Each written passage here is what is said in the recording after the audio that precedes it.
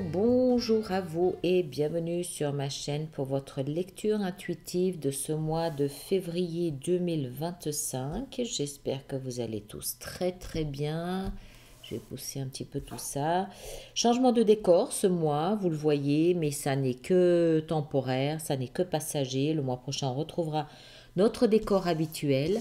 Voilà. Alors, cette lecture vous concerne que vous soyez signe solaire, ascendant ou lunaire en Verseau. Arcane majeur, on a la mort, on a l'empereur, on a l'ermite et on a la justice. Donc un mois important, avec 4 arcanes majeurs quand même. Il y a pas mal de bâtons, une coupe, un denier. Il n'y a pas d'épée, alors que c'est votre élément. Donc vous évoluez ce mois-ci dans un domaine dans lequel vous n'êtes pas forcément familier, puisqu'il n'y a aucune épée.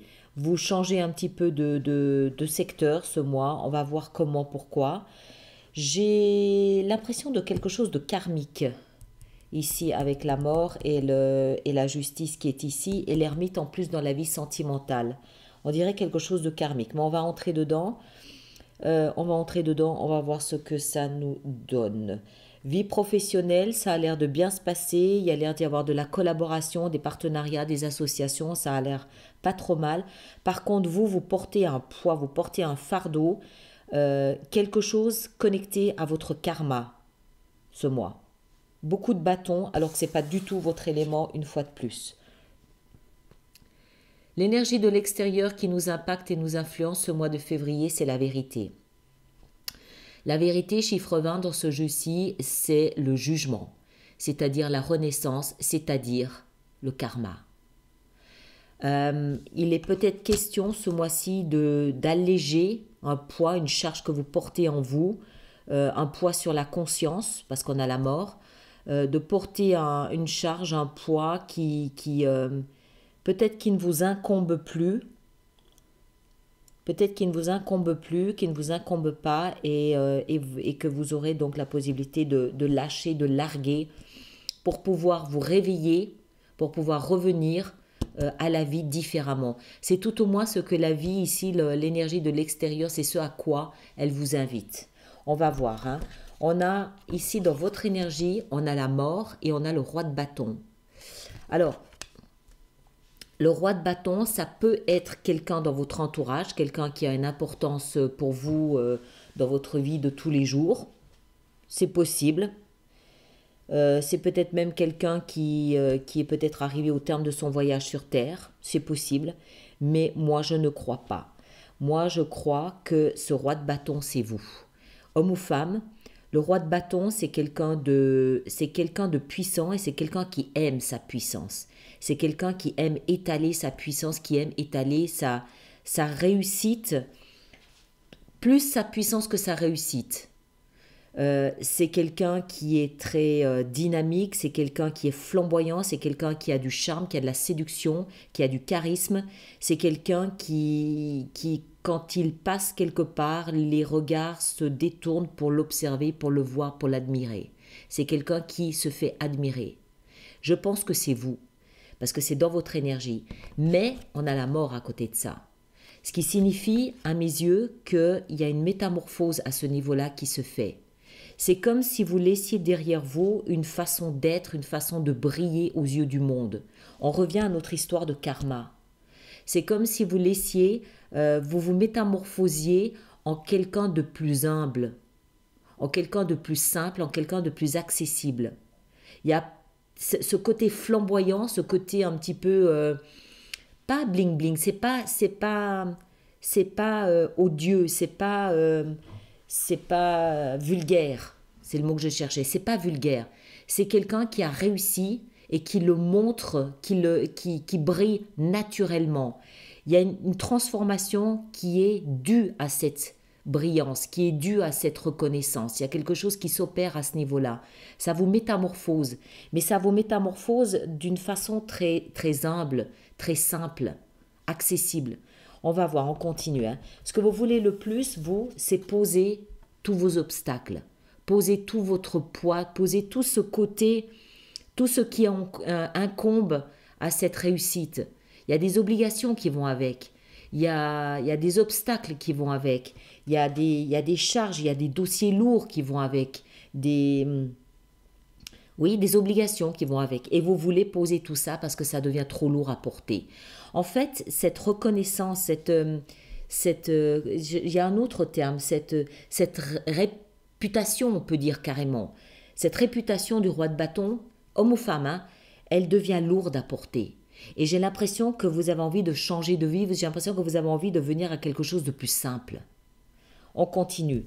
Ce qui va vous aider, c'est d'être l'empereur, c'est-à-dire de déléguer, vous prenez des décisions et vous donnez des instructions. Vous désignez le chemin à suivre, mais c'est pas vous qui faites le job. Vous comprenez, il y a une question de, ça devient lourd, c'est trop lourd à porter tout ça. Et je pense que vous aimeriez peut-être être dans cette métamorphose, être peut-être le penseur, celui qui initie, celui qui voit, mais vous déléguez tout le reste après. Vous voudriez en fait vous cantonner à un rôle peut-être plus de leader, je montre le chemin et les autres font ce qu'il faut faire derrière. Le défi, ça va être de surmonter votre fatigue, votre épuisement. On a encore une fois du bâton, on a encore une fois du combat, on a encore une fois de l'énergie à dépenser, on a encore une fois des obstacles à renverser et à retourner, et vous n'en pouvez plus de ça. Je ne sais pas dans quel contexte ça va opérer pour vous. De toute façon, pour chacun d'entre vous, ça va prendre une forme et un visage différent. Mais il y a cette obligation, c'est presque une obligation d'assumer votre niveau de rayonnement par des prises de décision, des actions, un rôle à tenir. Et ce rôle à tenir, il vous épuise. Non seulement il vous épuise, mais j'ai l'impression en plus qu'il ne vous correspond plus. Vous êtes, je pense, à la recherche de quelque chose de beaucoup plus simple, à la recherche d'une vérité, à la recherche d'un sens à donner à votre vie au-delà que l'apparence. L'apparence, c'est joli, c'est bien beau, mais ça ne vous nourrit plus assez. C'est devenu encombrant pour vous. Je pense, hein. Encore une fois, hein, Vie sentimentale, l'ermite. Pareil. Vous n'avez pas envie de compagnie. Vous n'avez pas envie de relation. Vous n'avez pas envie qu'on vous tienne la main. Vous avez envie d'être seul dans votre grotte à réfléchir au sens que vous donnez à la vie amoureuse. Vous avez envie d'avoir les idées claires. Vous ne voulez pas être influencé, pas être impacté. Vous ne voulez pas qu'on vous dise ce qu'il faut faire ou ce qu'il ne faut pas faire. Vous ne voulez plus répondre à des normes, à des critères, à des « il faut que ». Vous voulez suivre un chemin qui vous appartient. Vous voulez suivre un chemin qui ait du sens avec votre conscience. D'accord? Il y a le diktat de la vie de tous les jours, de la société. C'est comme si vous en aviez assez de jouer un rôle.